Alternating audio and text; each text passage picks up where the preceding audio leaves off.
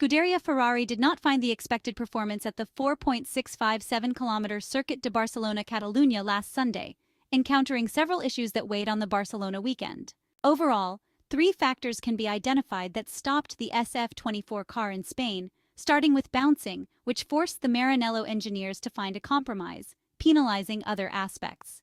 The Circuit de Catalunya has long been considered the exam track, the litmus test to understand the field values and the qualities of the cars on the grid, thanks to its characteristics that make it one of the most challenging circuits in the World Championship.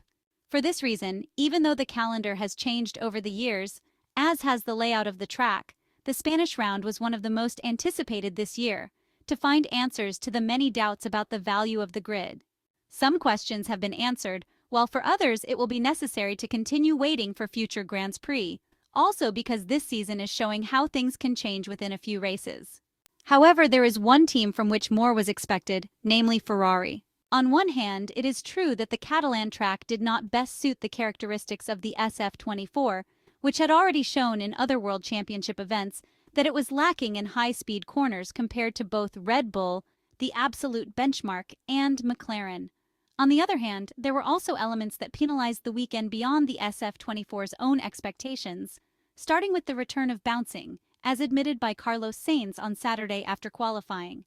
This aspect negatively impacted the value of the SF-24 not only in very fast corners, but also in other secondary aspects, in what ultimately turned out to be a sort of compromise that did not pay off. Reviewing the first part of the 2024 Formula One Championship, Scuderia Ferrari had never really presented this phenomenon, not even at the Jeddah Corniche circuit in Saudi Arabia, an event that instead put Mercedes in crisis, revealing old problems. Due to its aerodynamic and mechanical characteristics, Barcelona is one of the most demanding tracks in the World Championship, where bouncing can appear more acutely. The hope for Ferrari is that it is an isolated incident, linked to the peculiarities of the track and setup errors in the way the car was configured, with the aim of finding downforce from the floor. The Austrian Grand Prix already presents itself as a different test, on paper more suited to the Italian side, while a more truthful examination could be the Silverstone round, although the British circuit also has fewer high-speed support corners compared to Circuit de Catalunya. However, focusing on the events of the Spanish round, this problem had a rather clear and marked specific weight. The need to limit bouncing had negative effects on secondary aspects, especially in terms of setup, requiring the sacrifice of other elements to compensate for the problems. To manage bouncing in high-speed corners, it becomes necessary to intervene mechanically, finding a stiffer setup to keep the car steady during cornering. From this perspective, the aerodynamic and mechanical aspects of the car must work together, almost depending on each other. However, when forced to find a compromise setup, which can be effective in fast corners by helping to limit bouncing, the opposite problem also arises. It is still a compromise, which consequently penalizes other parts of the track. The SF-24 single-seater has always had an inconsistent behavior in medium-low speed corners, especially in longer ones where good front-end work and stability are needed. The problem already appeared in the Chinese Grand Prix, for example, but not in other races with tighter slow corners. In the second sector of Barcelona circuit, Ferrari also paid for those compromise choices, with a car that often proved not only stiff, but also very unstable.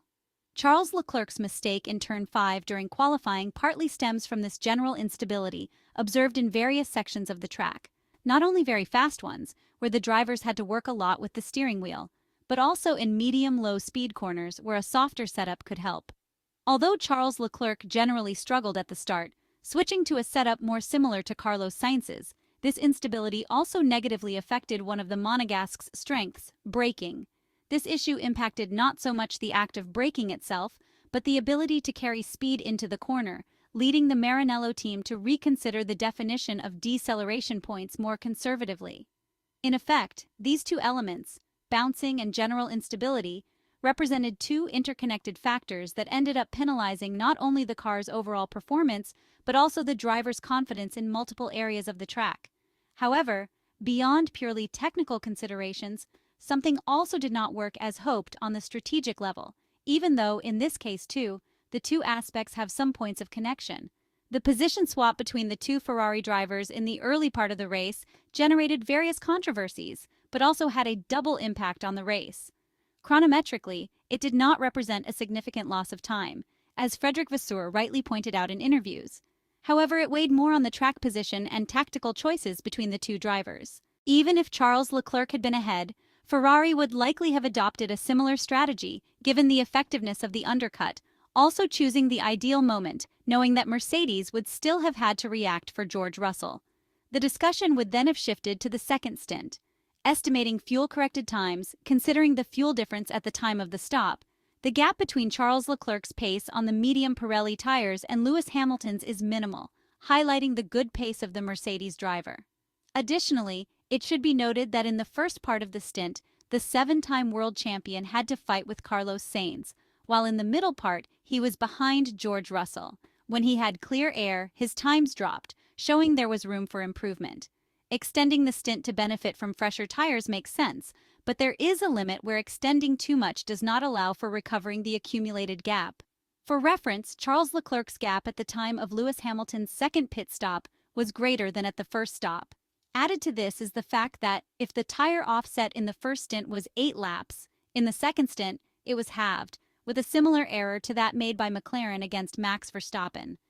Lewis Hamilton's last stint is difficult to take as a reference because, once he got ahead of George Russell, the team advised him to be cautious in his approach, so much so that pronounced lifts in fast corners can be seen, especially towards the end, when the chance of reaching the podium became increasingly concrete. The choice with Carlos Sainz to switch to the hard tires, however, had two motivations, partly the pace, which, even fuel-corrected on the medium, was slower than his teammates, but also Ferrari's need to cover George Russell's strategy, diversifying the race tactics and having a driver covering the rivals. Although Charles Leclerc had a good pace on the medium tires, it is not excluded that if he had been the driver forced to stop early in the first stint, that role would have fallen to the Monegasque. It is no secret that Ferrari had also proposed the hard tires to Charles Leclerc for the final stint before finally switching to the soft. 3 key elements: bouncing, instability, and strategic or track decisions, therefore somehow put Scuderia Ferrari in difficulty last weekend at the Circuit de Catalunya, interlinking with each other and hindering the Maranello team's performance in the 2024 Formula One Spanish Grand Prix. If you're only as good as your last race, then Ferrari is now very much on its way to ending up as F1's 4th best team based on last weekend's Spanish Grand Prix. At this moment, Lando Norris and McLaren are the ones putting Max Verstappen under the most pressure, while the Maranello team lacks the pace to be in that fight and is even looking vulnerable against Mercedes. It's still incredibly close, of course. The fight at the front of the grid has not been this intense at any stage since F1 adopted hybrid engines in 2014. But the worrying thing for Ferrari is that it is too often falling the wrong side of those tiny but crucial margins.